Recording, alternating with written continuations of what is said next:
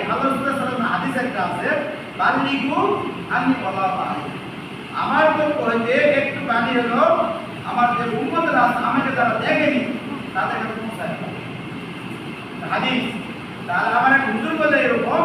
যে তোমরা কি করো যে এই যে 1 মাইল মিটার হয় এক আছে সেনাবাহিনী আর এক হচ্ছে আলেম এখন এই আলেম বলতে কি একটা বেড়া লেগেছে আর এই সেনাবাহিনীতে এর যত কাগজ বাড়িতে ছুটি কাটার জন্য আছে এর কাগজ লাগের সব মা কাছে যার কারণে বলতে কি একটা ওই ভাইয়ের একটা জুতা আছে আর তুমি মারা আছে যে বাধা নেই যায় এখন দেখতেছেন যে অনেক লম্বা টুপি মাথায় জুব্বা মাথার টুপি অবশ্যই খাওয়া বাধা এরকম বলে মানুষদের খারাপ মনে করবে না